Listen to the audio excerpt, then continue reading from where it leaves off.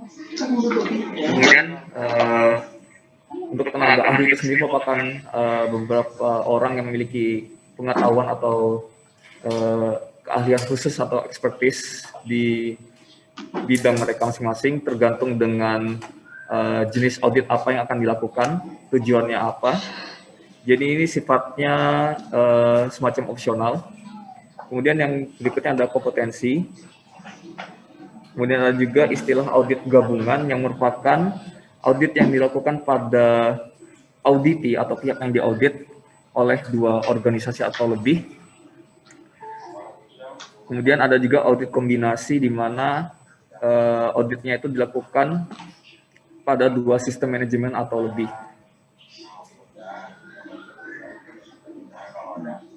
Kemudian ada juga istilah program audit yang merupakan seperangkat audit atau lebih yang di planning dalam jangka waktu tertentu dan diarahkan untuk tujuan tertentu. Jadi untuk yang akan kita bahas dalam pertemuan ini adalah secara umumnya pada program audit ini, di mana di dalam program audit ini bisa ada satu audit individu atau lebih. Kemudian ada juga kriteria audit yang merupakan seperangkat persyaratan yang digunakan sebagai referensi yang dibandingkan terhadap bukti atau temuan yang diperoleh. Untuk kriteria ini bisa berupa peraturan perundang-undangan, bisa juga berupa dokumen-dokumen. Kalau misalnya konteksnya dalam hal bidang lingkungan hidup itu bisa berupa dokumen AMDAL atau LPL ya. Kemudian berikutnya ada bukti objektif yang merupakan data yang mensupport kebenaran dari sesuatu hal yang ditemukan pada saat melakukan audit. Kemudian untuk bukti audit itu umumnya dapat berupa rekaman, kemudian ada pernyataan sahih atau fakta atau informasi lainnya yang relevan dengan kriteria audit. Jadi bisa dibandingkan ya dengan kriteria di mana perbandingan antara bukti dengan kriteria itu akan menghasilkan temuan audit. Kemudian dari temuan itulah kita dapat menemukan kesimpulan dari audit yang merupakan hasil dari kegiatan berdasarkan tujuan dan temuan audit. Oke, kita lanjut. Kemudian untuk jenis audit itu sendiri, berdasarkan pihak yang melaksanakan auditnya itu ada dua macam. Mungkin ada pernah dijelaskan ya dengan dosen lain, atau mungkin pernah mendengar istilah seperti audit internal atau audit eksternal, di mana untuk audit internal itu dilakukan oleh pihak organisasi pelaku usaha atau kegiatan itu sendiri. Jadi biasanya di dalam suatu organisasi itu ada memiliki semacam badan tersendiri yang ditugaskan untuk melakukan yang namanya audit. Jadi nanti dari pihak manajemen puncak itu akan menyuruh ke badan khusus tersebut untuk melakukan evaluasi atau audit. Itu juga tergantung dengan tujuan yang diinginkan oleh si pihak manajemen puncak ya. Dimana dalam konteks ini manajemen puncak itu merupakan si klien. Kemudian berikutnya ada audit eksternal yang biasanya dilakukan oleh pihak kedua atau yang memiliki kepentingan terhadap suatu organisasi terkait, serta pihak ketiga yang berupa pihak organisasi eksternal yang melakukan audit secara independen. Jadi untuk umumnya ini untuk audit eksternal ini dilakukan oleh semacam organisasi atau perusahaan penyedia jasa audit, di mana mereka ini diminta oleh pihak klien untuk mengaudit misalnya suatu perusahaan atau organisasi, di mana untuk tujuan dari audit tersebut itu ditentukan oleh pihak kliennya. Jadi dalam hal ini dalam konteks audit lingkungan hidup itu untuk audit eksternal ini jika pihak Kementerian Lingkungan Hidup ingin ingin mengaudit suatu perusahaan yang bermasalah, maka pihak kementerian itulah yang mempunyai role sebagai si klien, di mana nanti mereka akan mencari organisasi atau penyedia jasa auditor yang mau diajak berkolaborasi istilahnya untuk mengaudit si perusahaan yang bermasalah tersebut. Seperti itu. Kemudian jika kita lihat pada materi atau hal yang diaudit itu ada beberapa macam, seperti diantaranya ada audit sistem manajemen mutu, kemudian ada audit sistem manajemen K3, audit penataan peraturan lingkungan, audit laporan keuangan, dan sebagainya.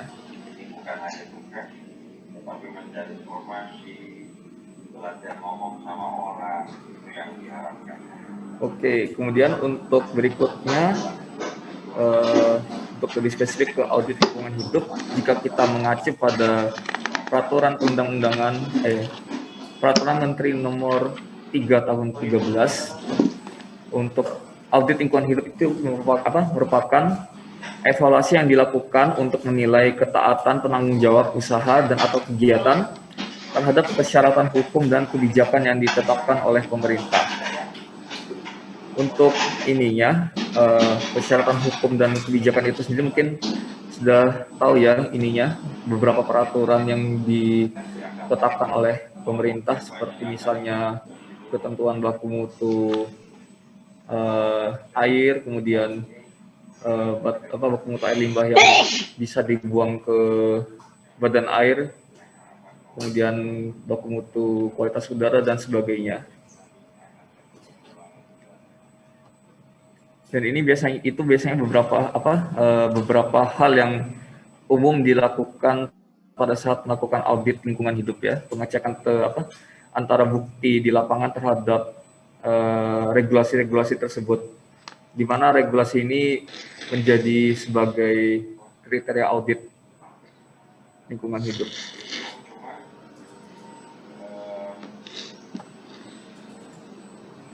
Oke, untuk manfaatnya mungkin ada beberapa manfaat yang dapat diperoleh dari adanya pelaksanaan audit lingkungan hidup itu sendiri. Yang pertama adalah untuk memastikan dan mengkonfirmasi ditaatinya persyaratan peraturan perundang-undangan LH. Kemudian kita dapat mengetahui tingkat kinerja dari si perusahaan atau organisasi tersebut yang berkaitan dengan pengelolaan lingkungan hidup. Kemudian dari adanya audit ini juga kita dapat melihat secara konkret bagaimana tanggung jawab serta komitmen dari pihak manajemen yang diaudit itu terhadap perlindungan dan pengelolaan lingkungan hidup, serta juga melihat bagaimana pihak perusahaan yang diaudit itu mengelola terkait dengan risiko lingkungan serta bagaimana pengendalian terhadap risiko tersebut. Selain itu juga kita bisa mengidentifikasi peluang penghematan sumber daya serta biaya perbaikan, kemudian terkait dengan peningkatan kinerja proses, mencegah loss atau kehilangan atau kerugian, serta meningkatkan efisiensi, serta terakhir ada penyediaan informasi secara objektif dan mandiri yang dibutuhkan oleh pihak-pihak yang berkepentingan. Jadi tidak jarang hasil dari audit ini sendiri digunakan oleh para stakeholder sebagai dasar atau acuan jika misalnya terkait dengan hubungan kerjasama antar perusahaan, itu merupakan salah satu contohnya. Jadi ya seperti jika reputasi dari perusahaan ini baik, maka peluang untuk melakukan kerjasama dengan perusahaan lain kan semakin lebih mudah. Jika reputasinya buruk juga peluang untuk bisa perusahaan itu berkembang juga menjadi lebih kecil.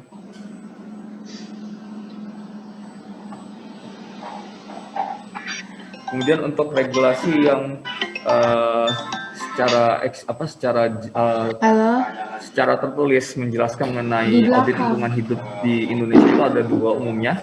Yang pertama itu ada audit Undang-Undang Nomor 32 Tahun 2009 mengenai perlindungan dan pengelolaan lingkungan hidup, serta ada regulasi spesifik yang tadi sudah saya sebutkan sebelumnya, yakni Peraturan Menteri Lingkungan Hidup Nomor 3 Tahun 2013 mengenai audit lingkungan hidup. Saya mau nanya lagi Pak, ini untuk wawancaranya apakah harus berusaha yang di kafe-kafe atau? Oke. Sebelum kita masuk ke sini, apakah ada yang ingin bertanya?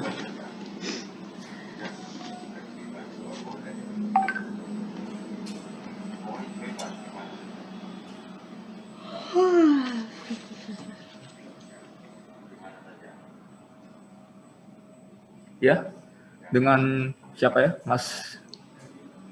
Ya, Randy. Oh iya, baik.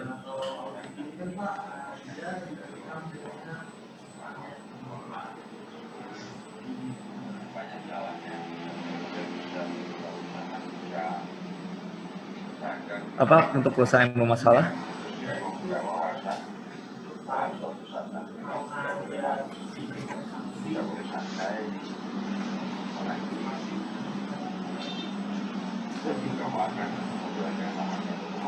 Baik, untuk terkait itu, audit ini sebenarnya tidak serta-merta dikarenakan si perusahaan ini mendapatkan teguran dari pihak kementerian, namun juga ada beberapa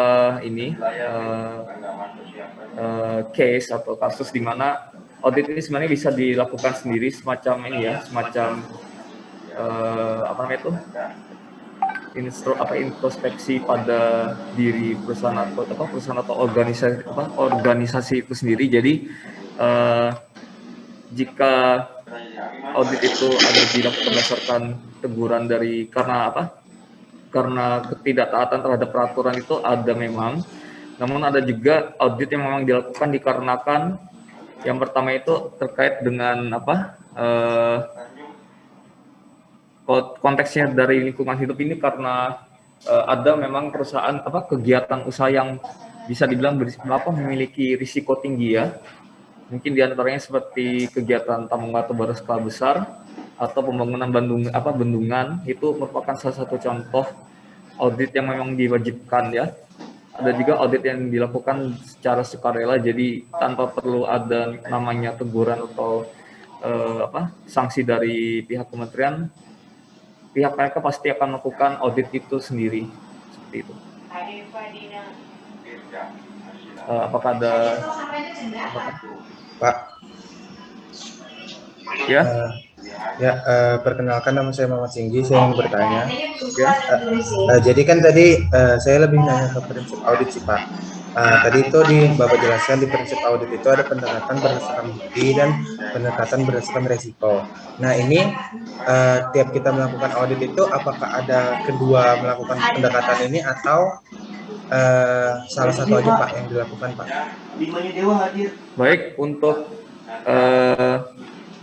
terkait dengan pendekatan itu dua-duanya memang diimplementasikan pada saat melakukan program audit, baik itu mulai dari perencanaannya hingga sampai pada saat kegiatan audit itu berakhir pada rapat penutup, seperti itu. Jadi kedua-duanya memang dijadikan sebagai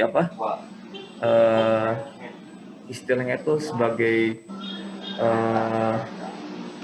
hal-hal yang perlu dipertimbangkan agar kegiatan auditnya itu bisa mencapai target yang ditentukan oleh klien.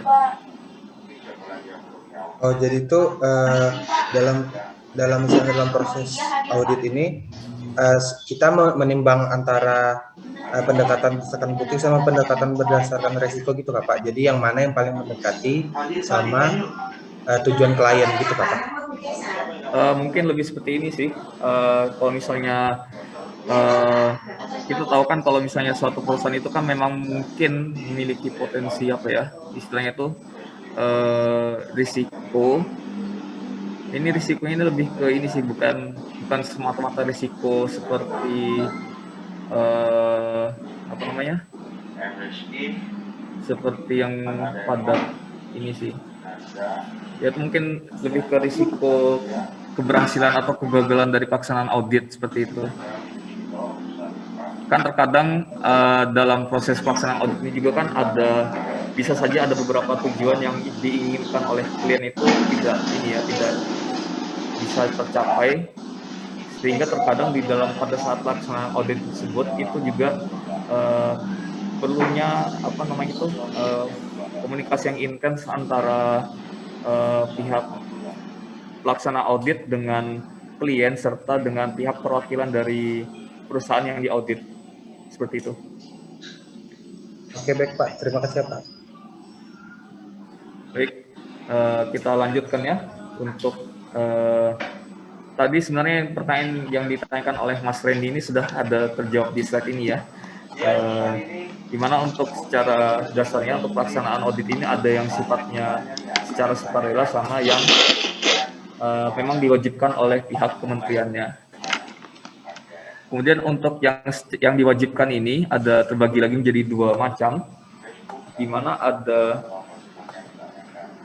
diwajibkan pada perusahaan atau kegiatan tertentu yang berisiko tinggi terhadap lingkungan hidup dan atau usaha dan atau kegiatan yang menunjukkan ketidaktaatan terhadap peraturan perundang-undangan di bidang pelindungan dan pengelolaan lingkungan hidup. Jadi terbagi menjadi ini ya, dua subkategori untuk audit yang diwajibkan. Adapun untuk jenis-jenis ininya, usaha dan atau kegiatannya itu yang nomor 1 itu ada di ini, dicantumkan pada regulasi ini, Permen LH nomor 3 tahun 2013, itu untuk secara umumnya. Namun jika memang ada beberapa usaha yang belum terdaftar di dalam lampiran ini nanti, itu akan dinilai terlebih dahulu oleh tim khusus namanya. Itu ada dibahas di dalam regulasi itu juga. Baik, untuk pertama pada usaha dan atau kegiatan yang memiliki resiko tinggi terhadap lingkungan hidup itu ada terdapat pada lampiran 1 dalam peraturan tersebut, di mana Menteri menetapkan jenis usaha atau kegiatan tersebut. Jika ada yang di luar lampiran 1, itu ada pertimbangannya. Perusahaan tersebut dapat masuk ke dalam kategori ini jika acuannya itu dari Komisi Penilai AMDAL terkait dengan usaha dan atau kegiatan yang masih dalam tahap perencanaan atau kementerian dan atau lembaga pemerintah non kementerian terkait untuk usaha dan atau kegiatan yang sudah beroperasi. Di mana untuk usulan-usulan dari komisi serta kementerian yang lain itu mengacu pada hasil analisis risiko lingkungan hidup berdasarkan peraturan perundang-undangan yang berlaku. Salah satu contohnya itu adalah terkait dengan pembangunan bendungan yang berskala besar ya. Itu merupakan salah satu contoh usaha dan atau kegiatan yang berisiko tinggi terhadap lingkungan hidup. Kemudian berikutnya untuk jenis usaha yang lainnya adalah pada kategori yang menunjukkan ketidaktaatan terhadap peraturan perundang-undangan di bidang perlindungan dan pengelolaan lingkungan hidup, di mana untuk penetapan usaha ini dilakukan berdasarkan beberapa kriteria. Yang pertama itu ada dugaan pelanggaran terhadap regulasi di bidang PPLH, kemudian pelanggarannya itu sudah dilakukan paling sedikit 3 kali, yang tentunya dapat berpotensi terjadi lagi di masa yang akan mendatang. Kemudian untuk yang terakhir itu belum diketahui sumber dan atau penyebab ketidaktaatannya. Ini bisa dijadikan pertimbangan oleh pihak kementerian untuk mewajibkan audit pada perusahaan yang bisa dibilang bermasalah ya. Mungkin salah satu contohnya ini terkait dengan keberadaan void tambang, di mana mungkin jika saudara pernah membaca berita-berita di surat kabar atau mungkin di sosmed, kan ada itu kasus anak kecil yang tenggelam di kolam bekas tambang. Itu kan bisa dibilang pembiaran dari pihak ini ya, pelaksana kegiatan pertambangan, karena tidak segera menutup atau mengelola void tambang tersebut, dan itu bisa termasuk sebagai pelanggaran dari dari rencana kegiatan yang telah dibuat oleh pihak ini ya, perusahaan. Karena seperti yang kita tahu, kalau sebelum suatu perusahaan itu beroperasi wajib memiliki beberapa dokumen, kemudian seperti dokumen AMDAL jika berskala besar, kemudian RKPL, ada juga yang dokumen seperti OKL untuk mendapatkan izin usaha agar bisa beroperasi. Jadi jika mereka melanggar dokumen-dokumen yang telah mereka rencanakan ini di awal, maka bisa menjadi pertimbangan bahwa perusahaan tersebut wajib untuk diaudit. Baik, lanjut. Kemudian selain adanya regulasi berupa peraturan perundang-undangan mengenai audit, ada juga standar-standar yang umumnya dilakukan untuk melaksanakan audit lingkungan hidup, di mana untuk standarnya itu sebagai metodologi dalam pelaksanaan auditnya itu ada berupa SNI atau standar atau pedoman lain yang dapat disesuaikan berdasarkan tujuan dari pelaksanaan audit lingkungan hidupnya. Adapun untuk yang standar yang pernah berlaku atau yang sedang berlaku saat ini itu ada setidaknya 3. Yang pertama itu ada SNI 1911 2005 atau ISO 19011 tahun 2002 tentang audit sistem manajemen mutu dan atau lingkungan. Kemudian diperbaharui pada edisi berikutnya, yakni pada edisi SNI tahun 2012 atau ISO pada tahun 2011 mengenai audit sistem manajemen. Kemudian diperbaharui lagi menjadi SNI ISO 19011 tahun 2018 atau ISO 19011 tahun 2018 mengenai audit sistem manajemen. Di mana untuk yang kita bahas sekarang ini mengacu pada yang terbaru ya, yang ISO 19011 tahun 2018. Baik, kita lanjut. Kemudian berikut ini adalah secara garis besarnya mengenai pelaksanaan program audit secara umum. Jadi di dalam ISO tentunya ada penerapan ini ya, siklus plan do check action. Mungkin sudah pernah dijelaskan ya sebelumnya oleh mungkin Pak Busyairi atau Pak Edi.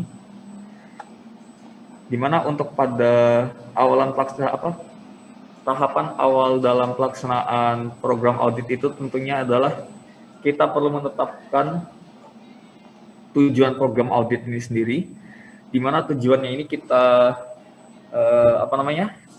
tentunya ditetapkan oleh pihak klien, yang kemudian dari klien ini sendiri akan memilih pihak yang akan melakukan audit kepada perusahaan yang ingin diaudit. Dalam konteks ini, karena ini program audit ini merupakan lingkup yang lebih besar daripada audit yang sifatnya individual, jadi untuk si klien ini melakukan request untuk agar audit ini dilaksanakan ini umumnya pada ini ya, kita sebut saja sebagai pihak pengelola program audit. Nantinya pihak pengelola program audit ini yang akan menugaskan yang akan merancang yang namanya itu semacam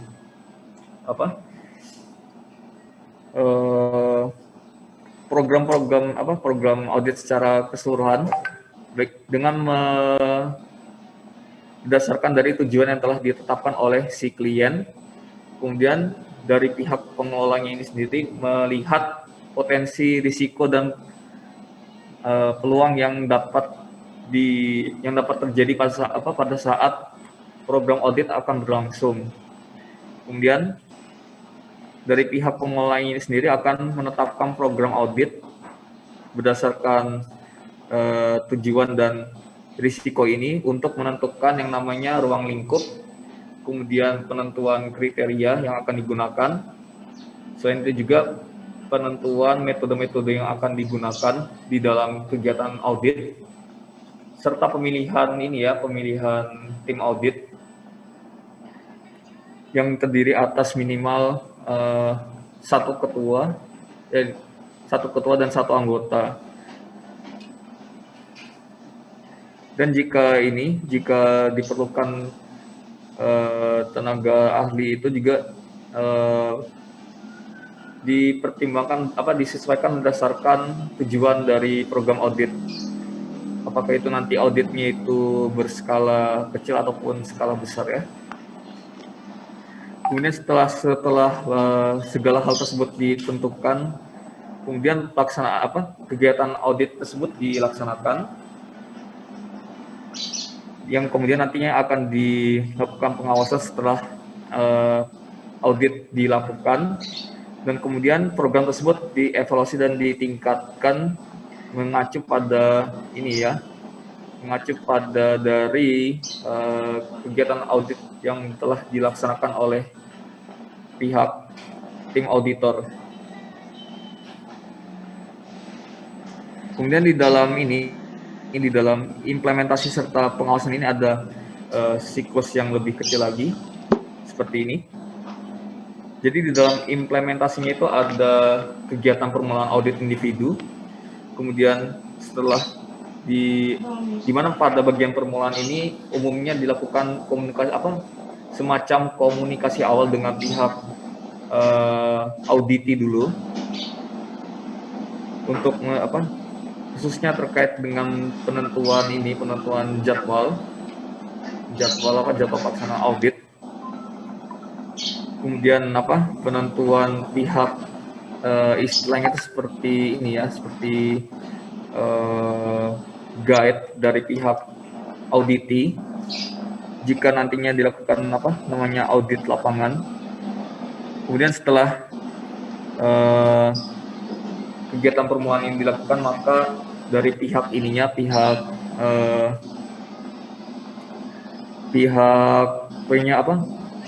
pengelola program auditnya ini akan menyuruh tim audit untuk mempersiapkan segala sesuatunya pada audit individu, termasuk pada terkait dengan tujuan, kemudian ruang lingkup, kriteria dan segala macamnya itu nanti pada tahap ini juga akan dibuat semacam dokumen rencana audit lingkungan hidup yang nantinya akan dilaporkan ke pihak kementerian.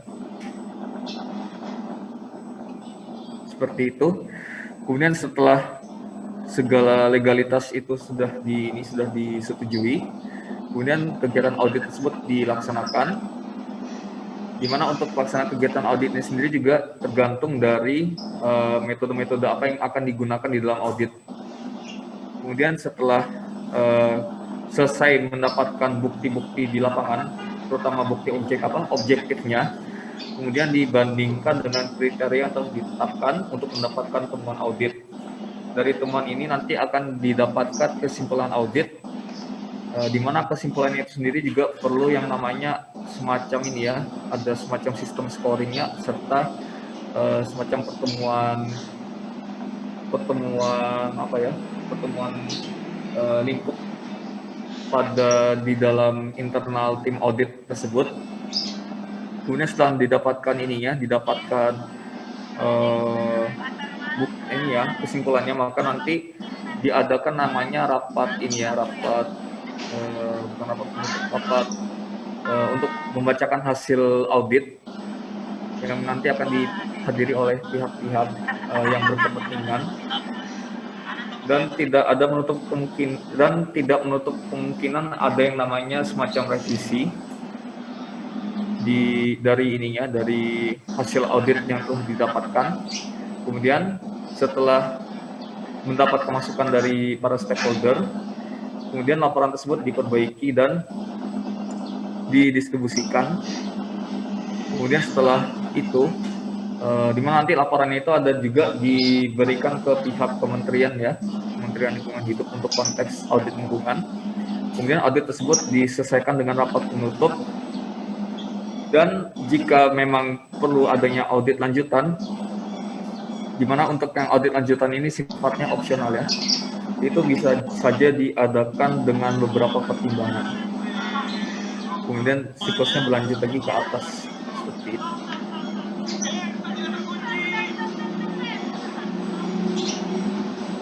Baik, kita masuk tadi itu merupakan tata cara pelaksanaan program auditnya. Kemudian terkait dengan ininya pelaksanaan audit LH berdasarkan Permen LH, itu untuk kategori audit yang diwajibkan secara berkala itu, khususnya pada audit yang memiliki risiko tinggi, itu mengacu pada pasal 21 hingga 28 serta lampiran 3. Itu tata cara pelaksanaan auditnya. Kemudian untuk yang audit lingkungan hidup yang diwajibkan dikarenakan menunjukkan ketidaktaatan terhadap regulasi atau peraturan perundang-undangan PPLH itu ada pada pasal 29 hingga 38 serta pada lampiran 5. Jadi untuk ininya biasanya itu untuk pelaksanaan auditnya itu umumnya memang mengacu pada SNI serta ISO, namun untuk yang ini, untuk yang pada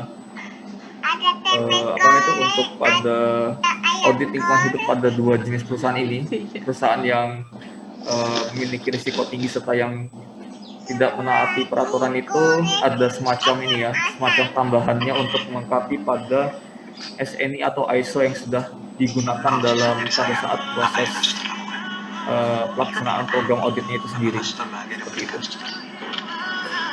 Jadi lebih ke ini sih, lebih ke apa, peraturan pasal-pasalnya ini lebih apa, regulasi permennya ini lebih ke semacam apa ya, semacam melengkapi ke ini, melengkapi ke ISO atau SNI-nya.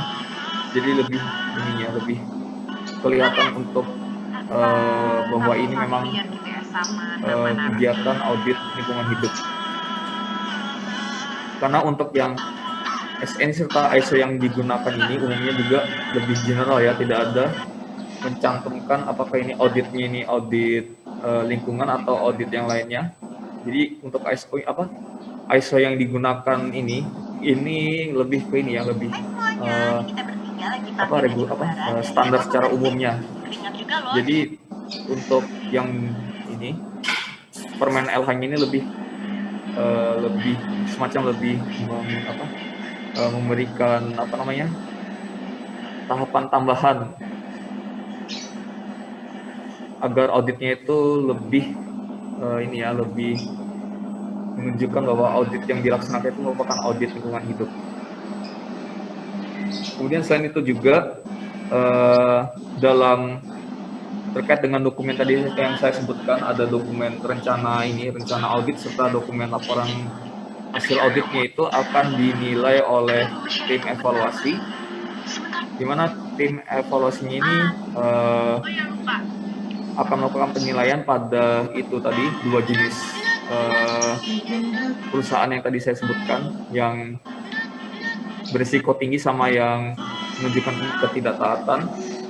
Kemudian mereka juga akan menilai rencana audit lingkungan hidup serta laporan hasil audit untuk dua perusahaan yang tadi saya sebutkan. Kemudian biasanya untuk tim evaluasinya itu ada ketua, mungkin detailnya bisa dibaca di peraturan ya, ada ketua, kemudian ada sekretaris, serta anggotanya itu umumnya terdiri atas instansi lingkungan hidup pusat, kemudian instansi yang spesifik membidangi bagian usaha dan atau kegiatan. Jadi jika misalnya perusahaan yang diaudit itu perusahaan pertambangan, itu berarti ada melibatkan Kementerian ESDM misalnya, seperti itu. Kemudian untuk yang anggota itu ada yang ahli di bidang perlindungan dan pengelolaan lingkungan hidup. Kemudian ada juga yang ahli di bidang usaha dan atau kegiatan. Kemudian ada juga instansi lingkungan hidup provinsi dan atau instansi lingkungan hidup kabupaten kota. Jadi untuk ininya tergantung ini ya, tergantung lingkup ya. Kemudian ini setidaknya isi dari dokumen-dokumen audit, tadi ada 2 macam ya, berdasarkan regulasi, ada yang rencana, ada yang laporan hasil audit. Setidaknya minimal itu ada berisi beberapa poin ini. Kalau pada rencana itu kan ada kayak semacam identitas pihak yang diaudit, tujuan, lingkup, kriteria, identitas dari tim auditnya, kemudian pernyataan ketidakberpihakan, ada proses dan metode kerja, tata waktu audit keseluruhan, kemudian ada lokasi dan jadwal audit lapangan, ada wakil dari pihak yang diaudit, kemudian ada kerangka protokol, ada pengumpulan bukti, serta kerangka sistematika laporan. Ini minimalnya ya, jadi jika ada yang mungkin ini, jadi tidak menutup kemungkinan ada ditambah dari beberapa ini poin, khususnya terkait dengan ini apa namanya, alokasi sumber daya. Jadi untuk ini pelaksanaan audit kan khususnya yang besar itu kan membutuhkan alokasi sumber daya seperti sumber daya manusia, kemudian sumber daya yang lainnya yang memang diperlukan untuk menunjang kegiatan pelaksanaan kegiatan audit di lapangan khususnya. Kemudian untuk laporan hasil audit itu minimal ada informasi seperti tujuan, lingkup, kriteria dan proses pelaksanaannya, kemudian temuan apa yang didapatkan pada saat melakukan audit di lapangan, kemudian apakah kesimpulan yang didapat pada saat audit itu seperti apa, kemudian rekomendasi audit dan tindak lanjut serta data serta informasi pendukung yang relevan dengan temuan dan kesimpulan yang didapatkan, seperti itu. Itu setidaknya poin-poin minimal yang harus ada di dokumen rencana audit serta laporan hasil audit.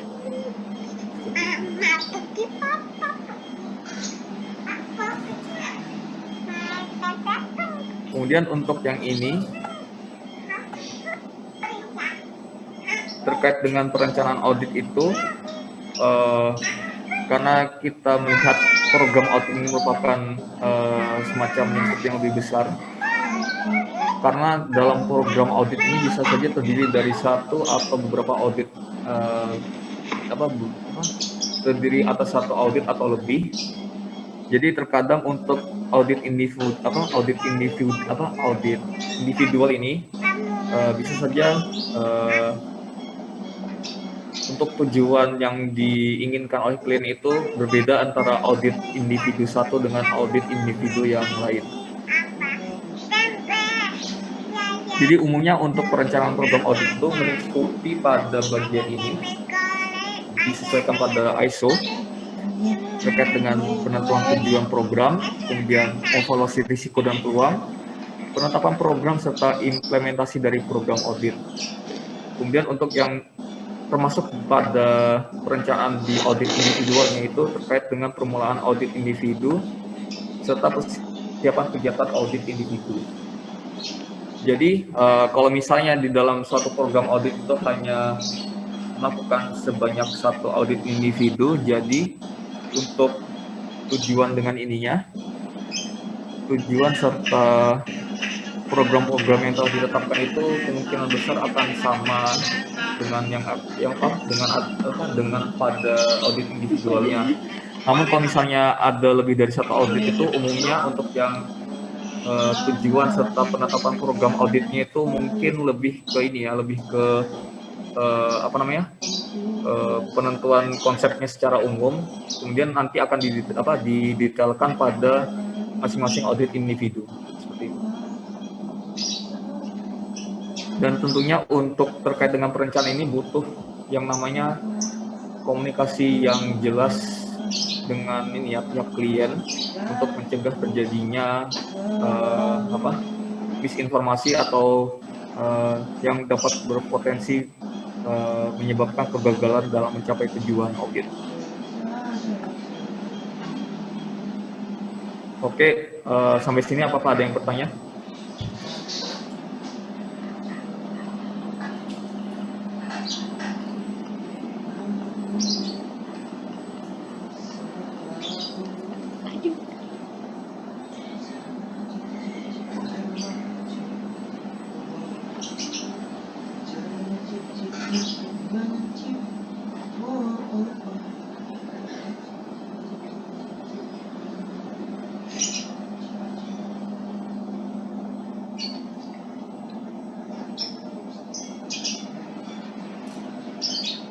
Jika tidak ada, kita lanjutkan ya. Kemudian kita masuk dulu ke bagian perencanaan program audit yang tadi mungkin tadi sudah saya sebutkan dijelaskan di depan ya, kalau untuk program audit itu bisa terdiri atas satu atau lebih audit. Dimana untuk banyaknya audit ataupun tipe audit yang dilakukan itu tergantung pada ukuran sifat serta kompleksitas dari pihak yang diaudit atau si auditinya. Dan tentunya juga akan mempengaruhi perencanaan dan pelaksanaan dari program audit yang akan dilakukan. Sehingga selain itu juga untuk program audit ini membutuhkan ketersediaan sumber daya agar pelaksanaan dari kegiatan program ini bisa berjalan sesuai dengan tujuan yang diinginkan oleh si klien. Jadi untuk pihak yang dapat menghandle agar program audit ini dapat berjalan dengan baik, itu kita sebut sebagai pihak pengelola program audit, di mana untuk tugasnya secara garis besarnya itu untuk menjaga integritas atau keutuhan dari proses program audit, khususnya mencegah adanya intervensi dari pengaruh negatif pada program audit itu sendiri. Adapun untuk pihak pengelola ini umumnya ditentukan oleh klien, di mana pada audit internal itu biasanya berasal dari pihak internal organisasi atau perusahaan. Kemudian untuk audit eksternalnya itu umumnya berasal dari organisasi atau perusahaan penyedia jasa auditor.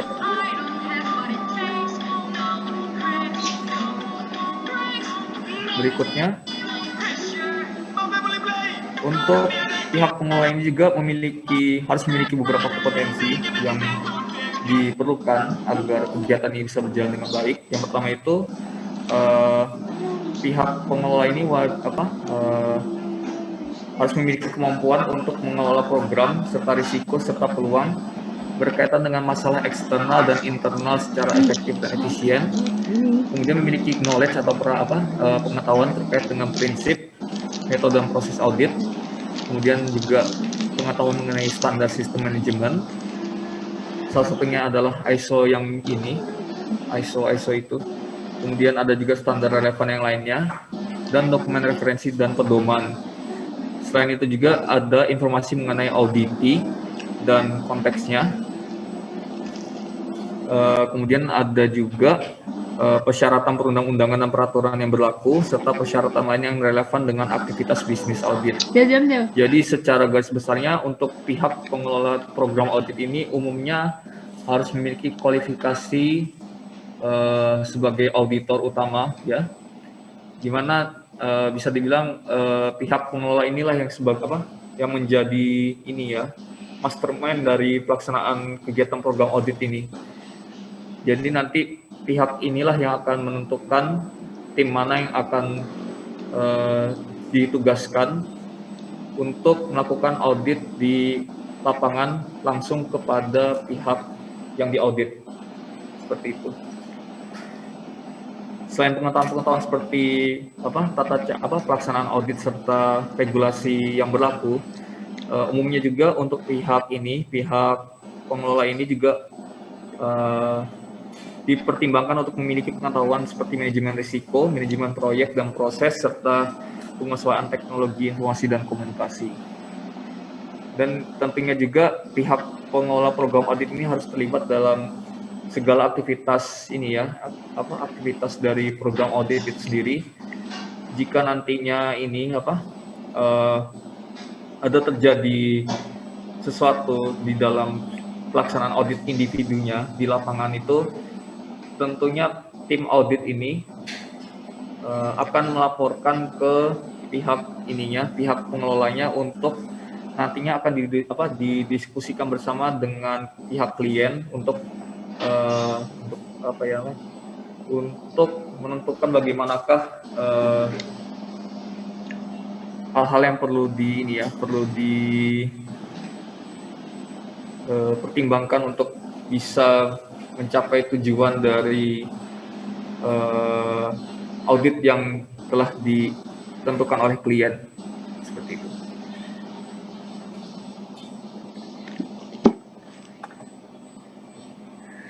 Kemudian terkait dengan tujuan program audit mungkin sudah saya sebutkan ya sebelumnya bahwa untuk tujuan ini bersumber dari pihak klien,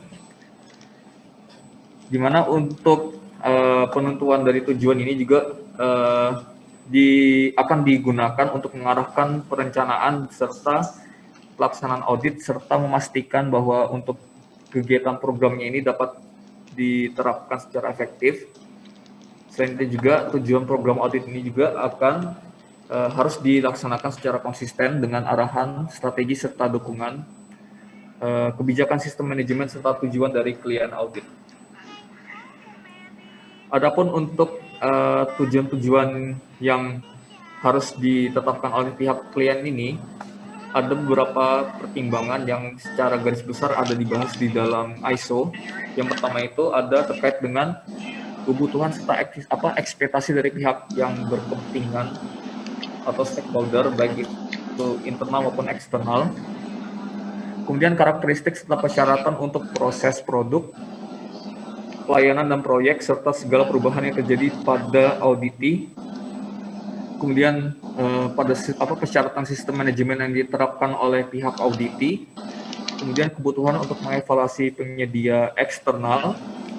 Kemudian performa dan level kedewasaan sistem manajemen dari auditi yang nantinya akan dilihat melalui indikator performa yang relevan. Kemudian ada juga berdasarkan peluang dan risiko serta hasil audit sebelumnya. Jadi tidak jarang bahwa pada beberapa kasus itu ada audit yang dilakukan secara berkala ya. Jadi terkadang audit-audit yang sebelumnya dilakukan itu bisa menjadi acuan untuk pertimbangan penentuan tujuan untuk audit yang dilakukan pada periode berikutnya. Seperti itu. Khususnya tadi jika kita melihat pada ini ya, peraturan Permen nomor 13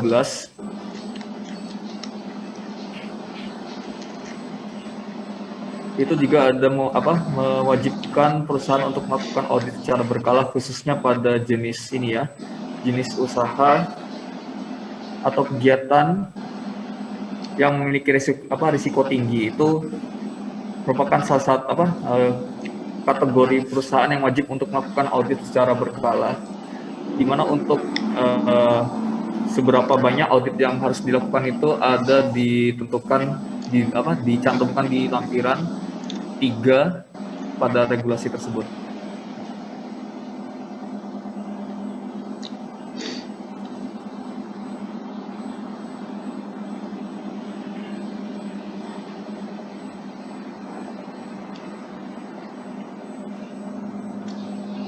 Oke, selanjutnya ialah penentuan dan evaluasi risiko dan peluang dari program audit, di mana hal ini tentunya perlu diperhatikan juga oleh pihak pengelola program audit, khususnya terkait pada saat pengembangan program, serta untuk terkait dengan pemenuhan persyaratan sumber daya untuk mencegah atau meminimalisir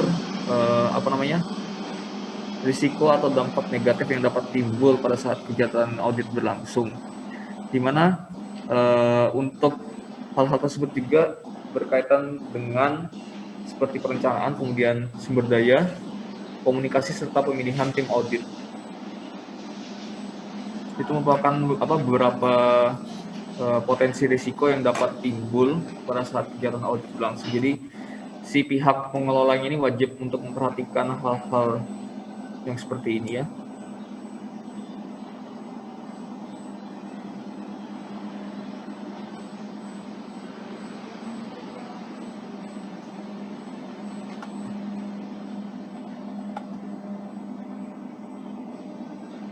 Oke, berikutnya setelah mempertimbangkan tujuan dari klien serta evaluasi risiko dari pelaksanaan program audit, selanjutnya adalah menetapkan program auditnya, di mana hal ini merupakan tanggung jawab dari pihak pengelola program audit, di mana untuk tugas dan tanggung jawab mereka itu sendiri terdiri atas ini ya, penetapan cakupan atau lingkup dari audit sesuai dengan tujuan yang relevan serta kendala yang diketahui. Kemudian juga penentuan masalah eksternal dan internal serta risiko. Ini tadi sudah juga dijelaskan ini ya, 2 poin ini. Kemudian berikutnya adalah melakukan pemilihan tim audit serta kompetensi dari timnya ini sendiri juga untuk nantinya akan ditentukan peran mereka serta tanggung jawab dan wewenang mereka. Selain itu juga dari tim audit ini sendiri juga nantinya akan ditentukan siapa yang akan memegang role sebagai ketua audit, di mana nanti pada pelaksanaan audit individu ini, ketua tim audit inilah yang akan menggerakkan para auditor serta tenaga ahli ini di lapangan. Selain itu juga berkomunikasi dengan pihak pengelola program audit jika nanti terkait dengan progres tim audit tersebut di lapangan. Kemudian berikutnya juga si pihak pengelola ini juga menentukan proses-proses yang relevan. Tadi ada seperti koordinasi dan penjadwalan semua audit, kemudian penetapan tujuan, ruang lingkup dan kriteria, kemudian ada juga metode dan pemilihan tim, kemudian evaluasi auditor terkait dengan kompetensi mereka. Selain itu juga pembentukan proses komunikasi eksternal dan internal. Kemudian ada juga penyelesaian sengketa serta audit tindak lanjut jika memungkinkan, serta pelaporan kepada pihak klien dan stakeholder yang relevan. Selain itu juga pihak pengelola ini juga wajib untuk menentukan dan memastikan penyediaan sumber daya yang diperlukan yang dapat menunjang tim audit untuk dapat melakukan auditnya, serta memastikan bahwa informasi di lapangan itu dapat terdokumentasi sesuai dengan prosedur yang telah ditetapkan serta dijaga atau dipelihara, termasuk terkait dengan catatan program audit, khususnya terkait dengan bukti atau bukti-bukti objektif yang ditemukan oleh tim di lapangan. Jadi untuk garis besarnya itu nanti akan ditentukan oleh pihak pengelola program audit. Kemudian setelah hal-hal tersebut sudah ditetapkan oleh pihak pengelola, tentunya pihak pengelola tersebut juga perlu untuk mengkomunikasikannya kepada pihak klien, apakah segala sesuatu yang telah ditetapkan tersebut sudah disetujui atau tidak oleh kliennya. Kemudian jika sudah, maka berikutnya pihak pengelola program ini wajib untuk melakukan komunikasi terlebih dahulu hal-hal yang relevan terkait dengan programnya itu kepada pihak perwakilan tim auditingnya itu. Kemudian penetapan tujuan ruang lingkupnya sudah, kemudian pemilihan metode, kemudian koordinasi jadwal dan penjadwalan audit serta aktivitas lainnya yang relevan, kemudian pemilihan tim yang sesuai dengan kompetensi yang diperlukan termasuk pada ketua tim audit, kemudian penyediaan sumber daya individu dan SDM yang secara keseluruhan diperlukan, kemudian memastikan pelaksanaan audit sesuai dengan program, kemudian memastikan informasi telah akan didokumentasikan dengan baik.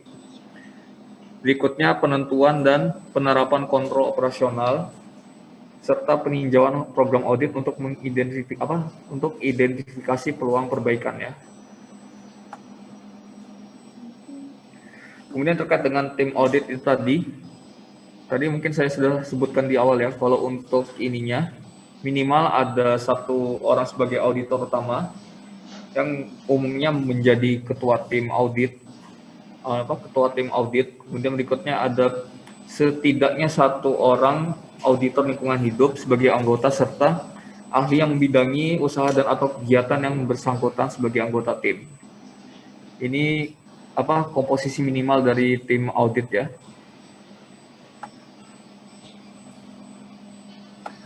Oke, berikutnya eh,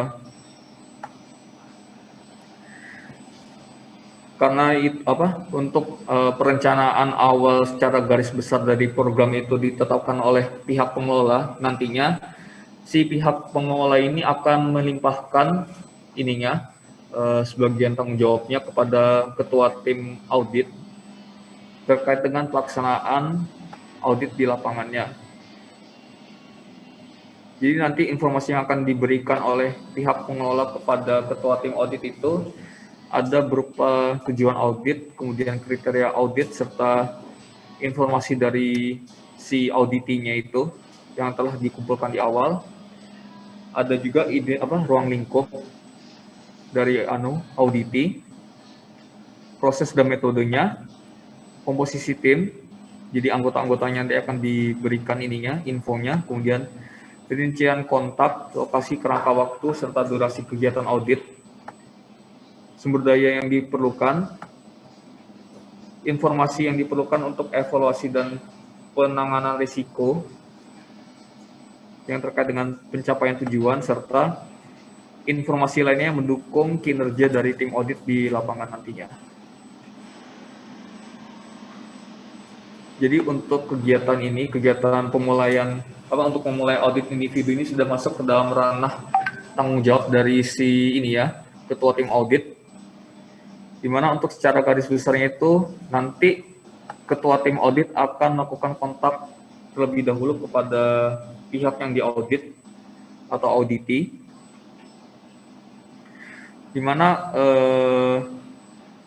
kontak ini dilakukan untuk memastikan atau mengkonfirmasi hubungan komunikasi dengan perwakilan auditi, kemudian kewenangan untuk melakukan audit, memberikan informasi yang relevan terkait dengan tujuan ruang lingkup, kriteria, metode, dan komposisi tim audit, serta meminta akses informasi yang relevan untuk tujuan perencanaan, khususnya terkait dengan informasi tentang risiko dan peluang yang telah diidentifikasi di awal oleh pihak pengelola program.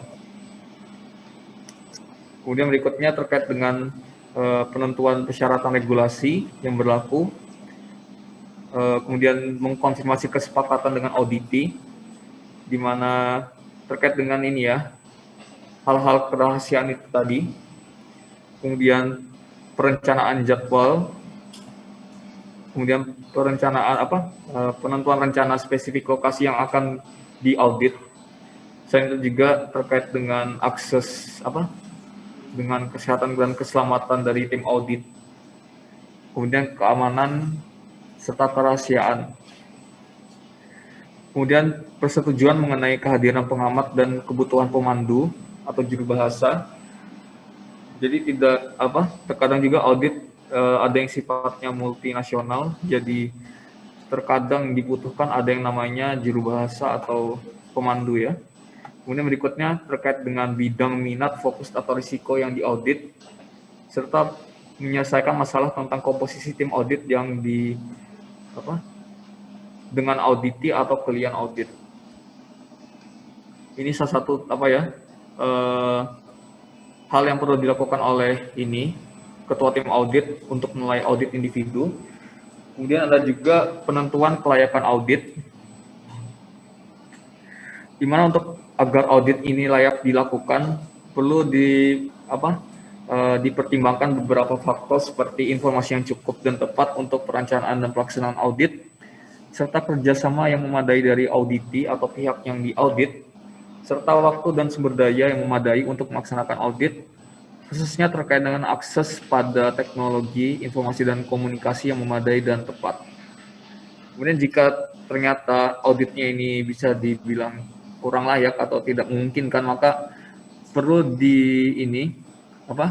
dari pihak pihak pengelola program ini wajib untuk melaporkan ke klien, untuk dimana nanti kliennya ini si klien ini perlu untuk mempertimbangkan alternatif lainnya yang dapat digunakan untuk mencapai tujuan yang telah diinginkan oleh klien, serta agar auditnya itu dapat layak dilakukan.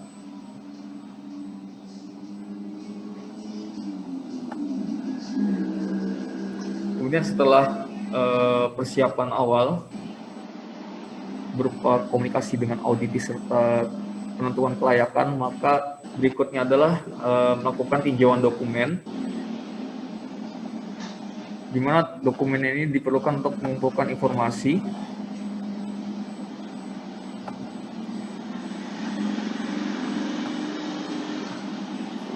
untuk memahami kegiatan dari si auditi ini, proses kegiatannya. Berikutnya juga terkait dengan gambaran umum mengenai cakupan dokumen untuk menentukan kemungkinan kesesuaian dengan kriteria audit, serta mendeteksi kemungkinan bagian mana atau area mana yang menjadi perhatian untuk diaudit, seperti diantaranya ada defisiensi, kelalaian, atau konflik. Kemudian tentunya juga perlu dilakukan namanya dokumentasi yang mengacu pada ini seperti dokumen dan catatan sistem manajemen, kemudian laporan audit sebelumnya, itu bisa dibilang menjadi dokumen yang akan ditinjau pada tahapan ini, tahapan persiapan awal setelah ini ya.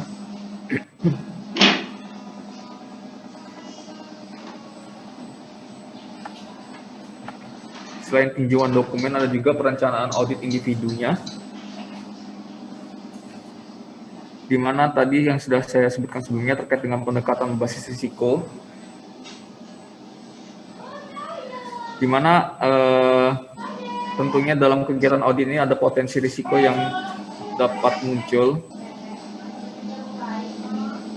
sehingga nantinya menjadi dasar untuk kesepakatan antara dari pihak tim audit, klien audit, serta auditi mengenai pelaksanaan auditnya. Di mana untuk perencanaan audit ini perlu difasilitasi penjadwalan yang efisien serta koordinasi kegiatan agar kegiatan audit ini dapat mencapai tujuan secara efektif.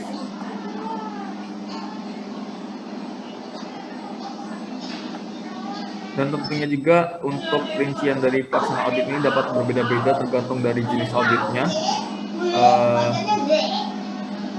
Di mana untuk perencanaan ini, untuk perencanaan audit ini sendiri juga harus memiliki sifat yang fleksibel.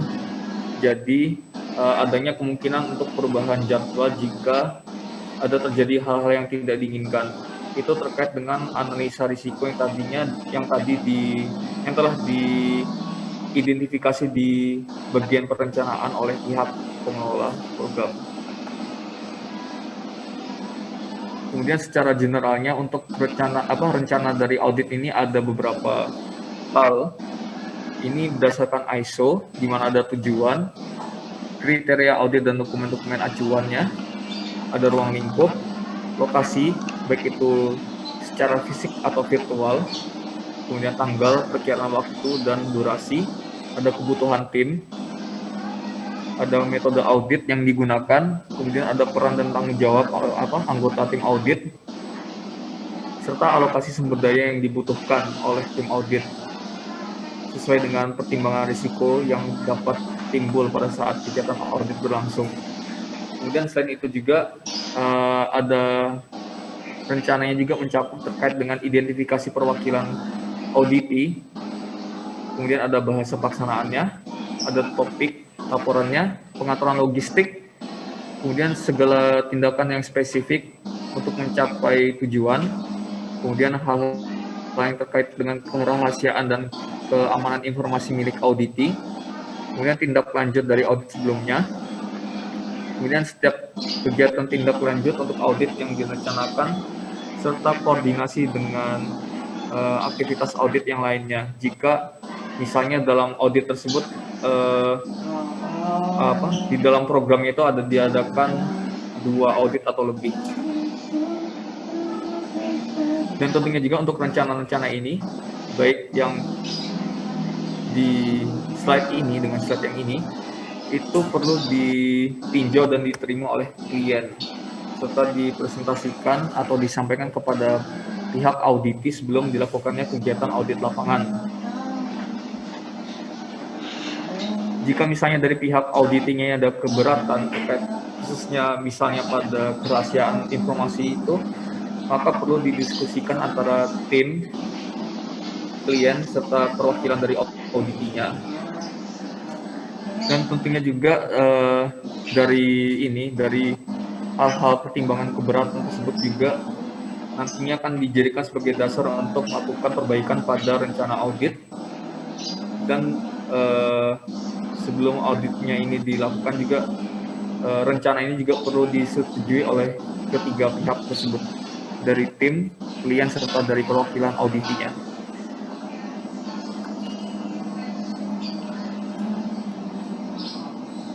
Dan tentunya tadi terkait dengan ini ya, terkait dengan dokumen rencana itu dokumen rencana audit yang perlu disampaikan ke kementerian juga kurang lebih mirip seperti ini isinya. Jadi setelah disetujui ininya, rencananya rencana-rencana audit yang akan dilakukan itu, dokumen tersebut nanti akan dilaporkan ke KLHK dan kemudian akan dinilai oleh tim evaluasi seperti itu. Kemudian setelah dokumen rencana tersebut telah disetujui dan dianggap layak untuk melakukan audit oleh tim evaluat dari kementerian, maka berikutnya dari tim ini, setelah rencana itu digolkan, maka dari sini pihak ketua tim auditnya ini akan mengarahkan kepada anggotanya untuk memberikan semacam ini ya, penentuan peran dan tanggung jawab dari masing-masing anggota untuk melakukan proses audit di lapangan terkait dengan aktivitas, fungsi, atau lokasi tertentu, serta juga terkait dengan wewenang untuk pengambilan keputusan. Sehingga selain itu juga dalam penugasan dari ketua ke anggotanya ini harus mempertimbangkan ketidakberpihakan atau independen, kemudian objektivitas, kompetensi auditor, serta penggunaan sumber daya yang efektif, serta peran dan tanggung jawab auditor, serta auditor yang magang dan tenaga ahli yang berbeda. Selain itu juga ada umumnya diadakan rapat yang dipimpin oleh ketua tim untuk mengalokasikan penugasan atau role dari masing-masing anggota tim audit. Dan tentunya juga akan bisa terjadi namanya perubahan sesuai dengan apa yang terjadi di lapangan. Kemudian setelah penetapan tugas atau role dari masing-masing anggota, maka berikutnya ialah persiapan dokumen-dokumen lainnya untuk melakukan audit lapangan. Ini lebih ke semacam dokumen-dokumen prosedural seperti daftar periksa fisik atau digital, kemudian detail sampling audit, serta informasi audiovisual.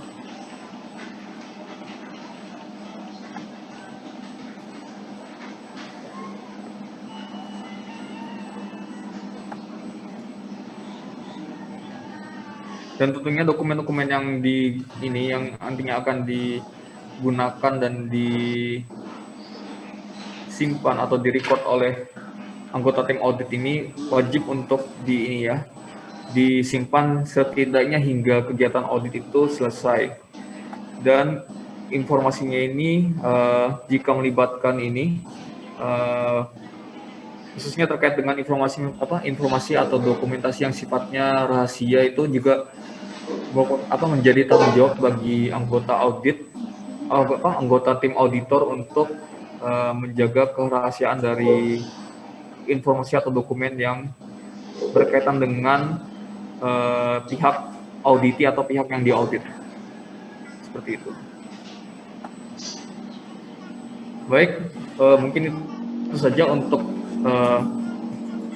pembahasan mengenai pendahuluan serta tahapan pada perencanaan audit. Jadi tadi sudah dijelaskan mengenai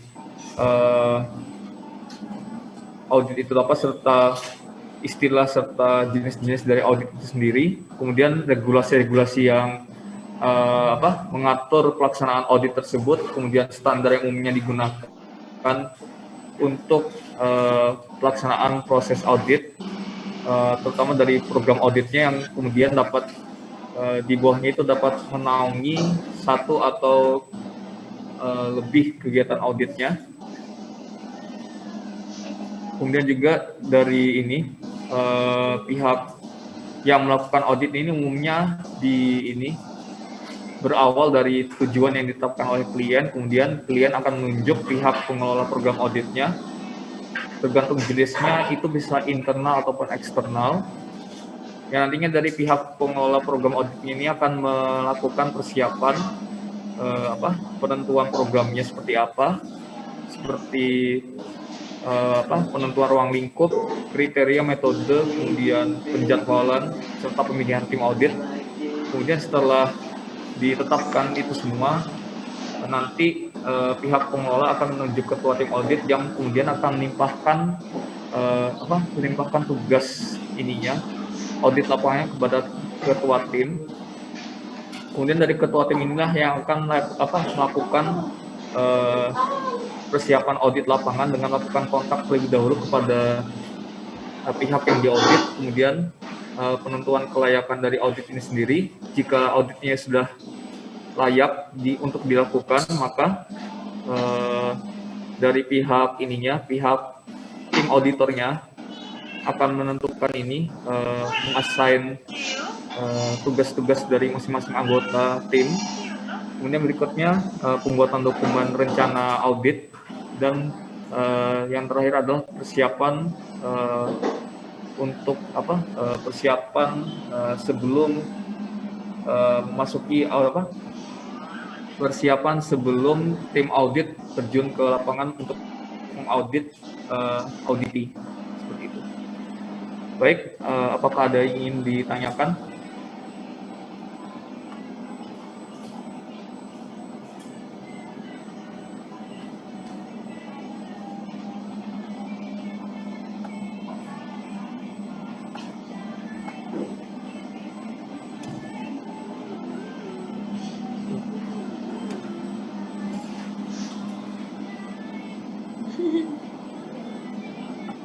Baik, jika tidak ada yang ingin bertanya, mungkin kita sudahi saja perkuliahan pada pagi ini. Terima kasih. Wassalamualaikum warahmatullahi wabarakatuh. Waalaikumsalam. Sampai. Waalaikumsalam warahmatullahi wabarakatuh.